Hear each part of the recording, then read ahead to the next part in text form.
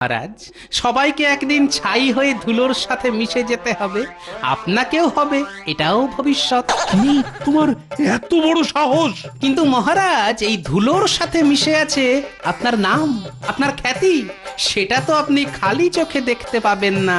আমি তো শুধু এখানে ধুলোই দেখছি। যদি অনুমতি দেন তাহলে একবার রাজজহুরিকে ডেকে পাঠানো হোক। আমি চাই রাজজহুরি একবার এই ধুলো পরীক্ষা করে দেখুক। কে আছো? এক্ষুনি একবার রাজজহুরিকে খবর দাও। এসব আবার কি হচ্ছে? হ্যাঁ, ধুলো পরীক্ষার জন্য রাজজহরীকে ডাকা হচ্ছে কেন?